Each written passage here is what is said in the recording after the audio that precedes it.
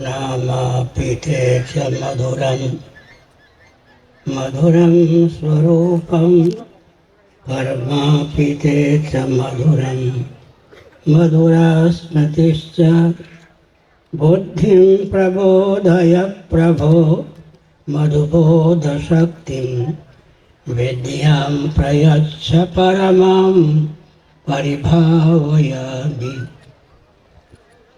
कोमलं कूजयन् वेणुं श्यामलोऽयं कुमारकः वेदवेद्यं परं ब्रह्म भासतां हृदये मम।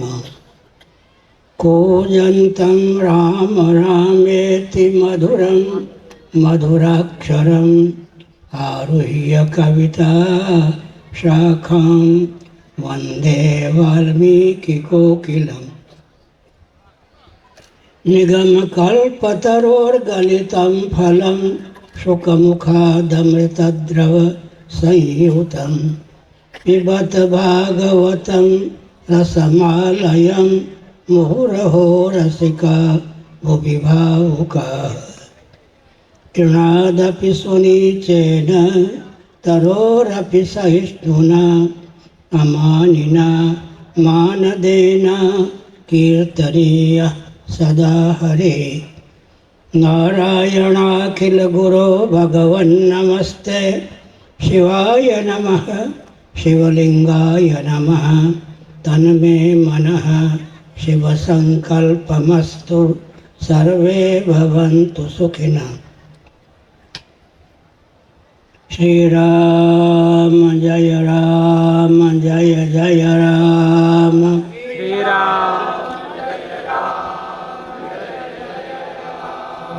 श्रीराम जय राम जय जय राम।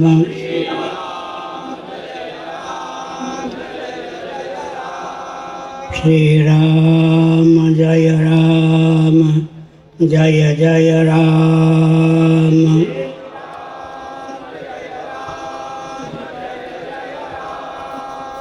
धर्म के अधर्म का प्राणियों में विश्व का हर हर गोविंद जय जय गोपाल जय जय।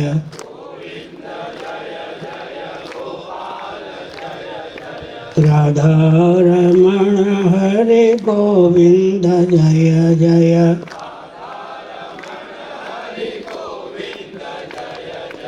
श्री कृष्ण गोविंद हरे मुरारे।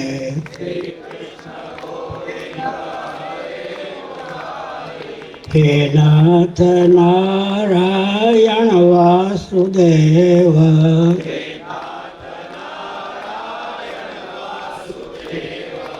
गोविंद जय जय गोपाल जय जय।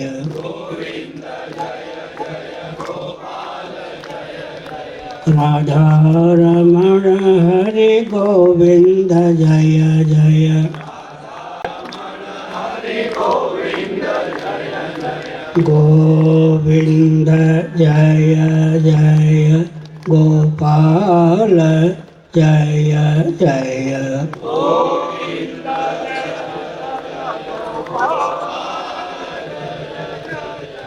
राधा रमण हरे गोविंद जय जय।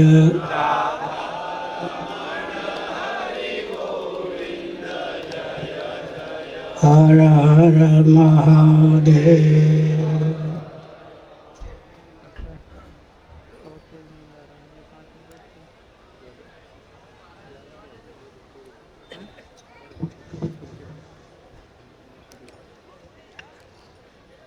समुपस्थित समादरणीय संत वृंद, विद्वद वृंद, भक्त वृंद एवं भक्तिमती मातृशक्ति, आप लोगों की आस्था की सराहना है, आपकी समुपस्थिति की सराहना है।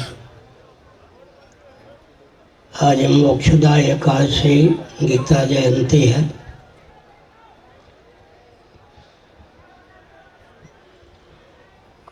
अर्जुन को भगवान श्री कृष्ण ने आज की तिथि में उपदेश दिया था। श्री कृष्ण अर्जुन संवाद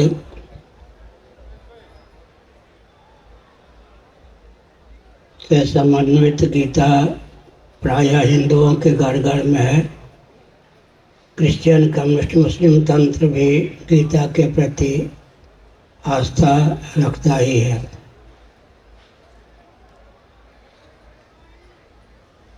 व्यावहारिक धरातल पर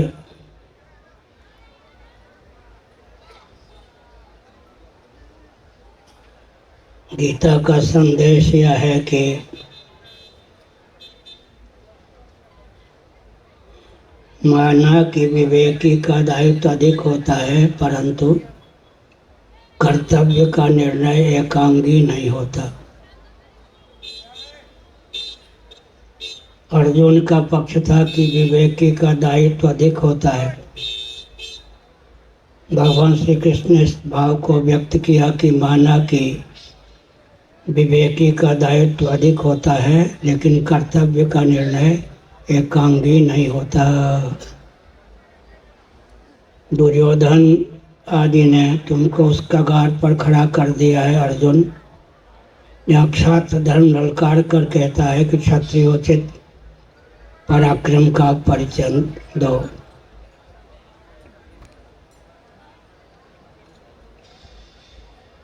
भगवद गीता का अद्भुत महत्व है, अद्भुत महात्म्य है। भगवद गीता किंचित अधीरता कहकर भगवत पाद शंकराचार्य महाभाग ने इस तथ्य को समुद्भाषित किया है।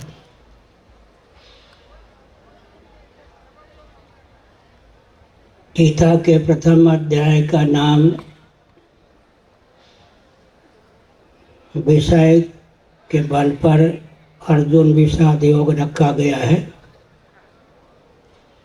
अध्याय का नामकरण मूल प्रतियों में नहीं है, लेकिन जयदयाल गोविंदिका जी ने विषय को देखते हुए नामकरण किया है। प्रथम अध्याय का नाम है अर्जुन विषाद योग। विषाद भी योग हो गया अर्जुन का। प्रायः हर व्यक्ति के जीवन में विषाद की घाटी आती है, लेकिन हर व्यक्ति के विषाद को हम योग नहीं कह सकते। अखंड भू राज्य, निष्कंटक स्वर्ग का राज्य भी अर्जुन के विषाद को डिगा नहीं सका। ब्रह्मात्म तत्व के एकत्व का विज्ञान ने ही उस विषाद का अपहरण किया। एक प्रकार से विचार करें तो अर्जुन का विषाद विराग कहने योग्य है। जो विषाद निष्कंटक वैभव प्राप्त होने पर भी शांत न हो सके, भगवत तत्व का विज्ञान प्राप्त होकर ही शांत हो सके, उस विषाद के गुरुत्व को देखते हुए उसे योग कहा गया। अर्जुन, पार्थ आदि नामों का प्रयोग भगवद गीता में हुआ है। ऋजुभाव संपन्न होने के कारण अर्जुन को अर्जुन कहा गया। पृथानंदन होने के कारण अर्जुन को पार्थ कहा गया। कुंती के बचपन का नाम, लाड़ प्यार का नाम पृथा था, इसलिए अर्जुन को, पांडवों को पार्थ भी कहा गया है। पार्थ का अर्थ दक्ष भी होता है, अपार्थ का अर्थ अदक्ष होता है। अर्जुन की दक्षता भी अर्जुन को पार्थ सिद्ध करने में समर्थ है। हमने इतना संकेत किया। गीता सुगीता कर्तव्य की बन्य शास्त्र विस्तर ही है, या स्वयं पद्मनाभस्य मुख पद्माद विनिश्चिता। गीता सुगीता करने योग्य है, आत्मसात करने योग्य है, धारण करने योग्य है। श्री कृष्ण अर्जुन संवाद के माध्यम से जिन तथ्यों को उद्भावना गीता में हुई है, उन तथ्यों को हृदयंगम करने पर जीवन सफल होता है। एक ध्यान रखने की आवश्यकता है, आप जीविका की उपेक्षा मत कीजिए, पर ध्यान रखिए जीविका जीवन के लिए हो, कहीं जीवन जीविका के लिए न हो जाए। जीविका है जीवन के लिए और जीवन है जीवन धन जगदीश्वर की अभिव्यक्ति के लिए। भगवद गीता के रामानुज भाष्य में, श्री रामानुज भाष्य में इस तथ्य को ख्यापित किया गया कि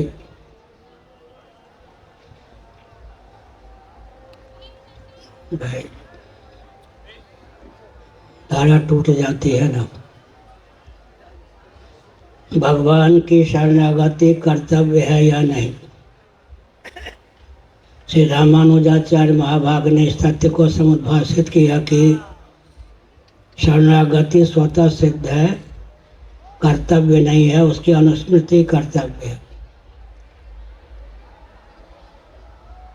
भगवान का कथन है गीता में, ममैवांशो जीवलोके जीवभूत सनातनः।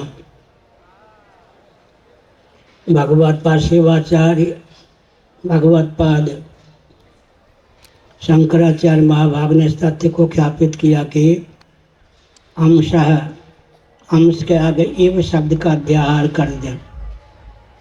अंश सरीखा जीव है, सचमुच में अंश नहीं।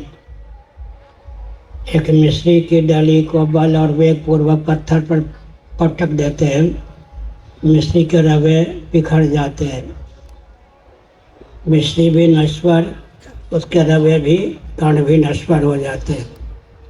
इस प्रकार से भगवान अंशी और जीव अंश नहीं, भगवान अंशी सरीखे हैं, जीव अंश सरीखा है। जीव होता सनातन, सनातन शब्द के गुरुत्व को समझते हुए शंकराचार्य महाभाग ने अंश के आगे एक पद का अध्याहार किया। तुलसीदास जी महाभाग ने लिखा, ईश्वर अंश जीव अविनाशी, चेतन अमल साज सुख राशि। ममैवांशो जीव लोके जीव भूता सनातन। सनातन को अविनाशी कहा तुलसीदास जी महाभाग ने। वहाँ भी यही अर्थ समझना चाहिए। इतना मैंने संकेत किया। भगवद गीता में 18 प्रकार के योग का वर्णन है। हमारा जीवन योगमय होना चाहिए, विषादग्रस्त नहीं होना चाहिए। लेकिन अर्जुन के विषाद की गरिमा को देखकर उनके विषाद को योग संज्ञा दी गई। घर में प्रायः माताएं रूठ जाती हैं, साड़ी देने पर, सोने की अंगूठी ला देने पर मान जाती हैं। घर में बच्चे रूठ जाते हैं, खिलौना दे देने पर, रबड़ी दे देने पर बच्चों का रूठना बंद हो जाता है। इस प्रकार का रूठना जो है, विषाद जो है, जो लौकिक पारलौकिक वस्तु के उपलम्ब से, वस्तु की प्राप्ति से ही टूट जाए, उसका नाम योग नहीं है। भगवत तत्व का विज्ञान ही जिस विषाद को दूर करने में समर्थ है, उसी का नाम योग है। हमने संकेत किया। वेदांत प्रस्थान के अनुसार जगत का अभिन्न निमित्तोपादान कारण भगवत तत्व सिद्ध होता है, ब्रह्म तत्व या परमात्मा तत्व सिद्ध होता है। निमित्त निर्माता, उपादान निर्मित होने वाला, भगवान ही निर्माता है, भगवान ही निर्मित होने की सामग्री भी है। एकांत में बैठकर विचार कीजिए, ऐसे ताम्रकार की कल्पना कीजिए तो स्वयं ही तामा हो, तामा को पात्र का रूप देने वाला भी वही,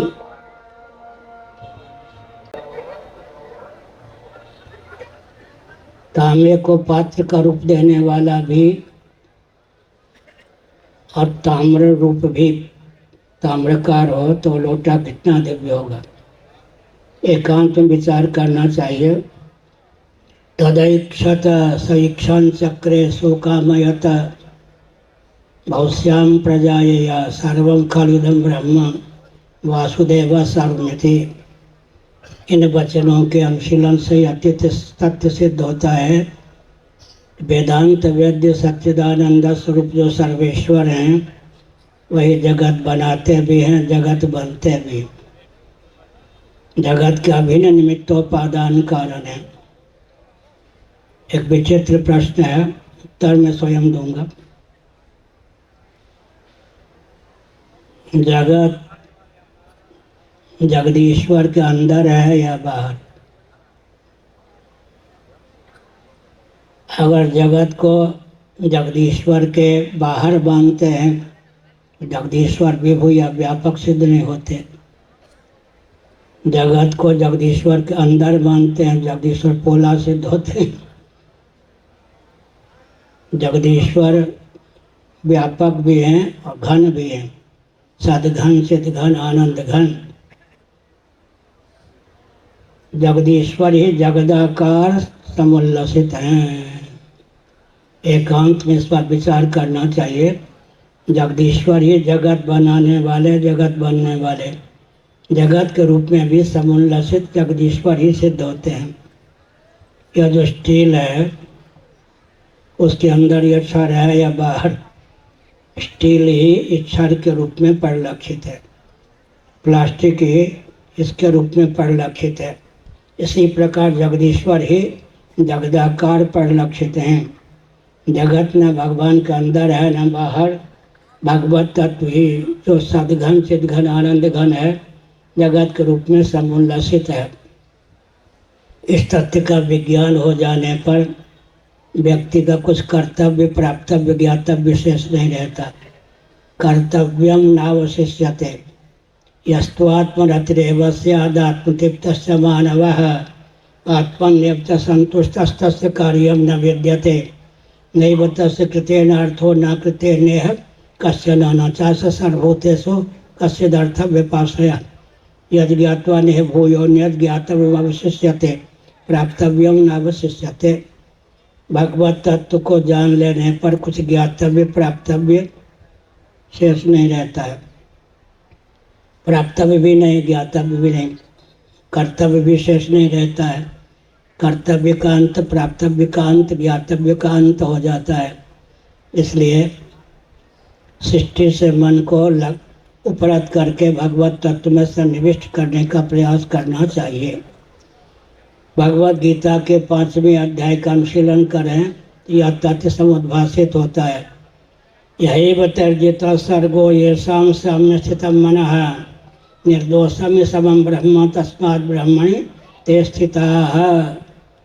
उन्होंने जीवन काल में ही पुनर्भव पर विजयश्री प्राप्त कर ली। जिनका मन सकल सदोष विषम अनात्मक प्रपंच से उपरत होकर निर्दोषम परमात्मा में सन्निहित हो गया। यही वितर्जिता सर्गो येषां साम्य स्थितं मनः निर्दोषम समम ब्रह्म तस्मात् ब्रह्मणि ते स्थिताः। जगत सदोष है, विषम है,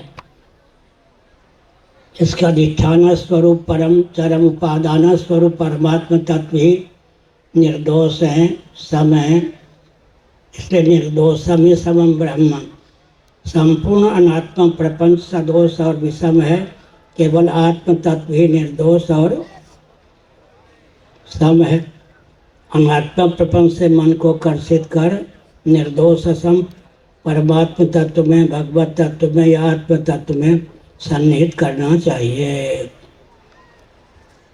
वदन्ति तत्तत्त्वविदस्तत्त्वं यद्ज्ञानम् अद्वयं ब्रह्मेति परमात्मेति भगवानिति शब्दते यद्वयं ज्ञानं तत्तत्त्वं।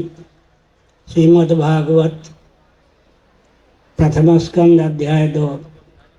तत्ववेत्ता उसको तत्व कहते हैं जो अद्वय ज्ञान स्वरूप है, उसी को वेदांती ब्रह्म कहते हैं। गौड़ी संप्रदाय के अनुसार अर्थ करें तो योगी परमात्मा कहते हैं, भक्त भगवान कहते हैं। लक्षण साम्य से वस्तु साम्य का नियम है। अद्वय ज्ञान का नाम ही जब तत्व है तो वही परमात्मा है, वही भगवान है, वही ब्रह्म भी है। वेदांती उसे ब्रह्म कहते हैं, योगी परमात्मा कहते हैं, भक्त भगवान कहते हैं। तत्व मीमांसा वही तत्व अद्वय ज्ञान स्वरूप विचार करके देखें तो उसके अतिरिक्त यहाँ कुछ भी नहीं है। सदघन चितघन आनंद घन परमात्मा तत्व ही एकमात्र तत्व है। बाकी जितने तत्व हैं उसमें सब उल्लसित हैं, उद्भासित हैं। हमने संकेत किया कि जगत ब्रह्म का विवर्त है, प्रकृति का परिणाम है। प्रकृति को ही अव्यक्त कहते हैं, माया कहते हैं, शक्ति भी कहते हैं। शक्ति का परिणाम है और परमात्मा का विवर्त है। रस्सी में सर्प दिखता है, कभी धारा दिखती है, कभी माला या कभी छिद्र का भान हो जाता है। रस्सी में सर्प, धारा, माला, भूछिद्र इत्यादि का विभ्रम होता है। वहाँ पर दो उपादान हैं। रस्सी को विवर्तोपादान कहते हैं। रस्सी का अर्थ रज्जोवच्छिन्न चैतन्य। रस्सी का ज्ञान को परिणामोपादान कहते हैं। लेकिन एक विचित्र तथ्य है, प्रणवत्वात् प्रकृति ही। उपनिषद के अनुसार निरालंब उपनिषद आदि का अध्ययन करें, प्रणव को ही प्रकृति कहते हैं। प्रकृति का अर्थ होता है सर्जनोपादान कारण। प्रकृति का मूल अर्थ है उपादान कारण। दर्शन के भेद से उपादान कारण में भेद की बात कही जाती है, लेकिन भगवान ही जगत के निमित्त कारण है, उपादान कारण है। जगत बनाने वाले भी भगवान, जगत बनने वाले भी भगवान। इस दृष्टि से विचार करें तो भगवान ही जगदाकार परिलक्षित हो रहे हैं। इस तथ्य का ज्ञान हो जाने पर व्यक्ति के जीवन में असीम अनंत आनंद का अनुभव होता है। मनुष्य मर्त्यलोक में रहते हुए भी, मनुष्य रहते हुए भी ब्रह्मा जी आदि को जो ज्ञान प्राप्त है वो हम प्राप्त कर सकते हैं। मानव जीवन की यह विशेषता है। तो हमने संकेत किया, इदम ज्ञान उपाश्रित्य ममसा धर्ममागताः सर्गेऽपि नोपजायन्ते प्रलयेन व्यतन्ति च। गीता के 14वें अध्याय के प्रारंभ में भगवान श्री कृष्ण चंद्र परमानंद कंसुदा सिंधु मदन मोहन का अर्जुन के प्रति संदेश है। पहले महात्म्य का वर्णन कर दिया ताकि अर्जुन का मन सर्वतोभावेन तत्व के अनुशीलन में एकाग्र हो जाए। इनम ज्ञान उपाश्रित्य ममसा धर्ममागता। और प्राचीन ऋषियों ने जो मैं कहने वाला ज्ञान हूँ हे अर्जुन, उसको धारण किया तो भगवान के मेरे साधर्म को प्राप्त हो गए। सर्गेऽपि नोपजायन्ते प्रलयेन व्यतन्ति च। जो कोई व्यक्ति भगवान के स्वरूप का ज्ञान प्राप्त कर लेता है, भगवत तत्व को, आत्मस्वरूप आत्मा को भगवत स्वरूप, आत्मस्वरूप भगवान में, भगवत स्वरूप आत्मा में, प्रकृति से प्रपंच की अध्यस्तता का अचंचल निश्चय जिसे हो जाता है, सर्गेऽपि नोपजायन्ते। वे महान भाग, वह व्यक्ति महासर्ग के प्रारंभ में जन्म नहीं लेता। प्रलयेन व्यतन्ति च। महाप्रलय की दशा में भी व्यथित नहीं होता। सदा के लिए सच्चिदानंद स्वरूप परमात्म तत्व होकर ही शेष रहता है। इतना मैंने कहा अपनी ओर से। अब दायित्व क्या है? केवल पेट और परिवार तक सीमित न रहें। उदार चरिता नाम तो वसुधैव कुटुंबकम, निरालंबोपनिषद आदि का अनुशीलन करें। उदार चरिता नाम तो वसुधैव कुटुंबकम, वसुधा का लक्षण है चतुर्दश गुणात्मक ब्रह्मांड में जितने प्राणी हैं, सच्चिदानंद स्वरूप सर्वेश्वर की अभिव्यक्ति होने के कारण परमात्म परिवार के सदस्य हैं। इस भाव की अनुभूति होनी चाहिए। वसुधा पृथ्वी को कहते हैं। वसु को धारण करने वाली, संपदा को धारण करने वाली वसुधा है। आजकल तो खनन की प्रक्रिया के द्वारा पृथ्वी के अंदर जितनी भी सामग्री है, जितने भी वैभव हैं, सबको बाहर निकालने की चर्चा हो रही है। व्यामोह, सबको बाहर निकालने का व्यामोह चाह रहा है। ये चीज नहीं है। सोने के खान, अमुक के खान, अमुक के खान सबको निकाल लो तो वसुधा क्या रह जाएगी। इसीलिए पृथ्वी के अंदर जो सामग्री है, रत्न रूपा पृथ्वी है, वसुधा वसु को धारण करने वाली पृथ्वी है। इतना हमने संकेत किया। एक हिंदू को कम से कम 1.25 घंटे भजन का व्रत लेना चाहिए। 24 घंटे में 5 बार भजन का व्रत तो ले ही लें। सूर्योदय के पूर्व उठकर कम से कम 15 मिनटों तक भगवान का स्मरण करें। सूर्योदय के समय भगवान का स्मरण करें। मध्याह्न काल में भगवान का स्मरण करें। संध्या की वेला में भगवान का स्मरण करें। गाढ़ी नींद के पूर्व भगवान का स्मरण करें। एक बात आजकल कही जाती है, महाराज व्यस्त बहुत हूँ, भजन के लिए समय नहीं मिलता, भोजन के लिए तो मिल ही जाता। विचित्र ही बात। जिसके लिए जन्म हुआ उसी के लिए समय नहीं है। यत् करोसि यदश्नासि यत् जोहोसि ददासि यत् तपस्यसि कौन्तेय तत्कुरुष्व मदर्पणम। भगवान का तो कम से कम 5 बार 15-15 मिनटों तक भगवान का व्रत लें। सूर्योदय के पूर्व, सूर्योदय के समय, मध्याह्न काल में, सायंकाल में और शयन के पूर्व। एक विचित्र बात है, गाढ़ी नींद के पूर्व भगवान का स्मरण करते करते सो जाएंगे। उससे लाभ क्या होगा? गाढ़ी नींद के गर्भ में भजन का प्रवेश हो जाएगा। जो जो गाढ़ी नींद, जो जो निद्रा पकेगी, गाढ़ी नींद का रूप धारण करेगी, त्यों त्यों निद्रा के गर्भ में डाला गया भजन भी परिपक्व हो जाएगा। परिपक्व भजन की कसौटी क्या है? बिना बुद्धि और प्रयत्न के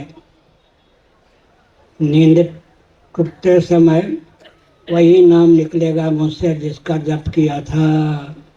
इसका मतलब कि निद्रा के गर्भ में भजन डाल देने पर जो जो नींद पकती है त्यों त्यों भजन भी पकता है। 8 घंटे रोज सोने वाले को 4 घंटे में जगा लें। उपालंब क्या देता है? उलाहना क्या देता है? क्या विपत्ति के बादल मंडरा रहे थे, हमको कच्ची नींद की दशा में क्यों जगा दिया? कच्ची नींद कहने पर सिद्ध होता है कि नींद पकती भी है। कच्चा आम कहने पर सिद्ध होता है कि आम पकता भी है। ज्यों ज्यों नींद पकेगी त्यों त्यों निद्रा के गर्भ में डाला गया भजन भी पक जाएगा। लेकिन सावधान रहें, अनुभूति जो होती है उसका ढिढोरा पीटने पर फिर अनुभूति का द्वार बंद हो जाता है। मैं अपनी भूल बताता हूँ, भूल तो सबसे होती है।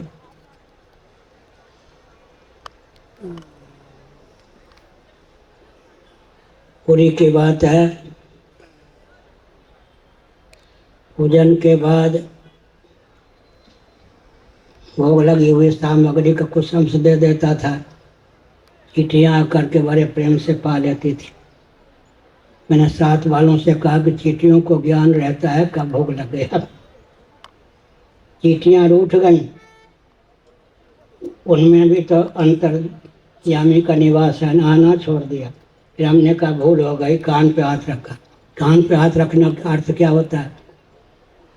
अध्यापक कोई हो तो समझ ले कान गर्म करना उचित नहीं है। कान ऐठना ये दुरुपयोग है। कान क्या है? नाभिक तीर्थ है। नाभि नभ आकाश से संबद्ध तीर्थ क्या है? अतीन्द्रिय श्रोत्र इंद्रिय, उसका भी व्यंजक संस्थान यह कर्ण रंध्र है। हमारे आपके शरीर में सबसे ऊंचा तीर्थ कौन है? कान। ये गोलक है, इसके द्वारा अतीन्द्रिय श्रोत्र इंद्रिय की अभिव्यक्ति होती है। कान गर्म करना तो कोई छोटी मोटी भूल हो जाए, छोटा मोटा अपराध हो जाए, कान पर हाथ ले रख लेने पर ये क्या? नाभिक तीर्थ, नभ से आकाश से संबद्ध तीर्थ, उस पाप का अपनोदन हो जाता है। पार्थिव, वारुण, तेजस, वायव्य, नाभिक तीर्थ के भी कई भेद होते हैं। सीतामढ़ी जहाँ भगवती सीता प्रकट हो गई, पार्थिव तीर्थ है। प्रयाग में गंगा यमुना सरस्वती का संगम है, वारुण तीर्थ है। ज्वालामुखी तेजस, तेज की प्रधानता से, अग्नि की प्रधानता से तीर्थ है। गुरुवायूर जो है वो क्या है? वायव्य तीर्थ। काशी, आकाश, काश, प्रकाश, काशी जो है नाभिक तीर्थ है। तो यह भारतवर्ष है, यहाँ पृथ्वी से संबद्ध भी तीर्थ है, जल से संबद्ध भी तीर्थ है, अग्नि से संबद्ध भी तीर्थ है, वायु से संबद्ध भी तीर्थ है, आकाश से संबद्ध भी तीर्थ। अब किसी के मन में यह शंका हो सकती है, आप सब तो प्रबुद्ध हैं, फिर भी शंका तो हो सकती है। राम, कृष्ण, शिव, वामन, माधव, अच्युत के सब नाम लेने से क्या होता है? अभी जो मैं बोल रहा हूँ उसका नाम है वैखरी वाक।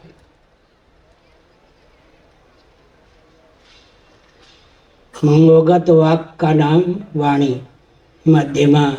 बुद्धिगत वाक का नाम पश्यंती। उपनिषदों के अनुसार पश्यंती वाक को पश्यंती क्यों कहते हैं? योगी जिस वाक के द्वारा देखते हैं, आँखों से तो सब देखते हैं, योगी जिस वाणी के द्वारा देखते हैं उसका नाम है पश्यंती वाक। अंत में परावाक, आत्म चैतन्य से अधिष्ठित अव्यक्तनिष्ठ वाक का नाम है परावाक। हम रहस्य को जाने या न जाने, प्रक्रिया तो होती ही है। जब हम बोलते हैं तो परा, पश्यंती, मध्यमा, इन घाटियों को पार करके ही वाणी व्यक्त होती है। इसीलिए रहस्य हम समझे या न समझे, अग्नि को अग्नि समझे या न समझे, इसलिए श्रीधर स्वामी ने क्या लिखा? वस्तु शक्ति ज्ञान की अपेक्षा नहीं रखती। आग को आग समझ कर छू लेंगे तो जले बिना न रहेंगे, अग्नि को अग्नि न समझ कर छू लेंगे तो जले बिना नहीं रहेंगे। दूसरा नियम भी है, जैसे अलजेब्रा इत्यादि में 10 नियम होते हैं। किस प्रश्न के उत्तर को प्राप्त करने में किस सूत्र का कहाँ प्रयोग करना चाहिए, यह भी समझना चाहिए। इसलिए पहली बात यह है, क्या बात है? नाम लेत भव सिंधु सुखाही, करहु विचार सुजन मन माही। वैखरी वाक से नाम लेने पर भव सिंधु में था पाने की योग्यता आ जाती है। मनोनिष्ठ वाक का नाम मध्यमा वाक है। मध्यमा वाक से नाम लेने पर भव सिंधु के पार जाने की योग्यता आ जाती है। पश्यंती वाक से नाम लेने पर भव सिंधु सूख जाता है। परा वाक से नाम लेने पर भव सिंधु आनंद सिंधु के रूप में समुल्लसित होता है। नाम लेत भव सिंधु सुखाही, करो विचार सुजन मन माही। राजस्थान प्रांत में भेद हो गया। लक्षण तो राजस्थान गुजरात के एक जैसे लगते हैं। मान लीजिए मरुस्थल में अगाध जल राशि का दर्शन हो रहा, डूबने से डरते हो, तैराकी है नहीं, तैराकी हो भी तो इतना विशाल समुद्र सरीखे जल राशि को कौन पार करेगा। इसी जानकारी से इसी ने कहा डरते क्यों हो, यह तो मरुस्थल है। नाम लेते ही वो जल राशि सूख गई है नहीं। नाम लेने की वह विधा सर्वोत्कृष्ट है। नाम लेने से भविष्य सूख जाता है। पहले ही मैंने कहा सतचित आनंद ये भगवान के नाम है। राम कृष्ण वामन माधव अच्युत केशव, ये सब भगवान के नाम हैं। जहाँ तक बन सके नाम को गुनगुनाते रहना चाहिए अपने अधिकार की सीमा में। राम कृष्ण शिव वामन अच्युत केशव, इन नामों में सब अधिकृत हैं। नाम लेते लेते लेते लेते भवसिन सुखदा है। नाम का अर्थ समझ लेने पर भवसिन सूख जाता है। इसलिए नाम भगवान नाम चलते फिरते लेना चाहिए। आप कोई प्रश्न और पूछ सकते हैं। समय हो गया तो ठीक है। हर हर महादेव।